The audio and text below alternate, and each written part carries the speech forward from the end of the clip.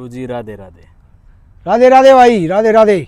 गुरुजी, वृषभानु राजा को कन्या कैसे प्राप्त हुई और वो कन्या कौन थी, इसके बारे में कुछ बताइए गुरुजी। भाई वृषभानु राजा जो था, एक समय की बात है।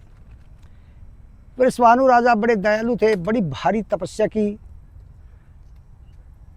वो कीर्तिदा और वृषभानु ने इतनी तपस्या की कि खुद भगवान ब्रह्मा जी ने भी वरदान देना पड़ा था। एक समय की बात है कि राजा वृषभानु जी जो है यमुना के में स्नान करने के लिए चले गए।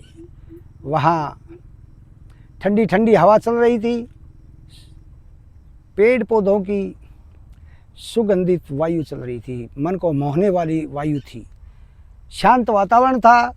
चारों तरफ से देखा वृषभानु ने कि शांत वातावरण है। तभी उसकी नज़र नदी के थोड़ी दूर किनारे पर पड़ी। ओहो, क्या देखता है, एक सोने के समान कमल नयनी पंखड़ियों, कमल की जो पंखड़ी होती है, ऐसी सुंदर एक कन्या नदी के किनारे पर उस कमल में लिपटी हुई थी, कमल के फूलों से सुशोभित थी। वह उसके नज़दीक पहुंचता है, उसने देखा हो, और वहाँ बड़ा जगमगाहट हो रहा था। पक्षी जो थे कलरव कर रहे थे, और उस दृश्य को देखकर राजा वृषभानु जी बड़े प्रसन्न होते हैं। उन्होंने देखा कि ये तो कन्या है। इसके माता पिता ने इस कन्या को क्यों छोड़ दिया। तब ब्रह्मा जी प्रकट होते हैं और कहते हैं, हे वृषभानु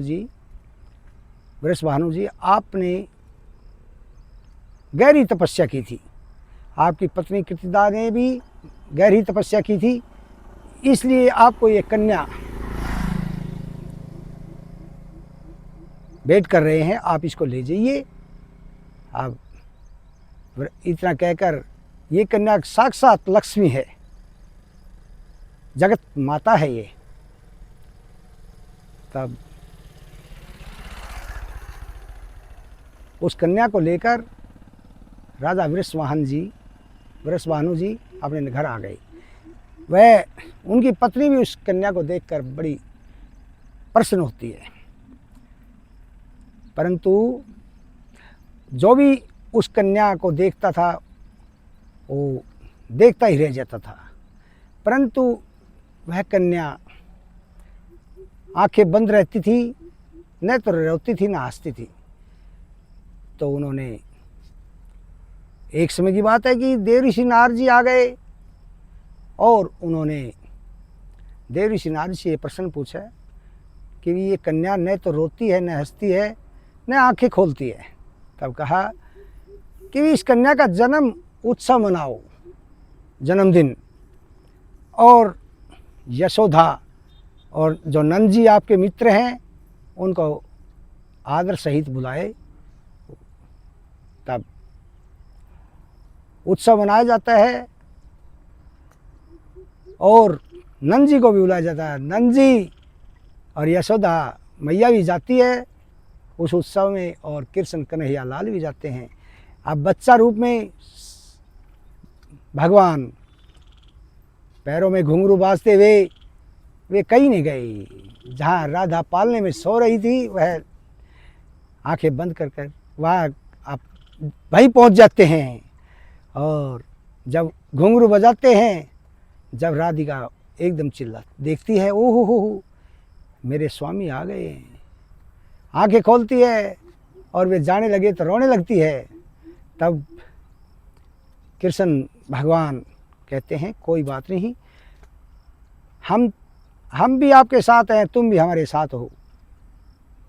तब इस प्रकार भगवान कृष्ण, जब उन्होंने देखा कि लड़की पहली बार रोई है, हंसी है, तब उसके साथ कुछ वर्षों के बाद राधिका के साथ, क्योंकि वह तो भगवान की विभूति थी, वह भगवान की आत्मा थी, भगवान परमात्मा थे, वह उनकी आत्मा थी। तब बाद में उनकी शादी होती है और 15 दिन बाद में मनाई जाती है। 15 दिन छोटी है कृष्ण जी से। तो राधा जी का नाम लेने से भी सभी पाप दूर हो जाते हैं कि राधे राधे श्याम मिला दे, राधे राधे। राधा आत्मा है और श्याम परमात्मा है। तो इनका नाम लेने से पाप दूर हो जाते हैं, हर तरह की मनोकामना पूर्ण होती है और घर में सुख शांति बढ़ती है। इनका व्रत भी करना चाहिए और भजन में लीन होना चाहिए।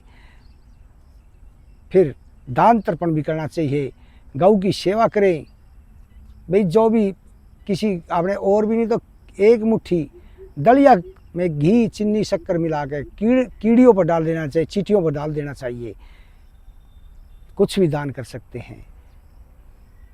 बोलिए आनंद कंद भगवान कृष्ण कन्हैया लाल की जय हो, बाके बिहारी लाल की जय हो।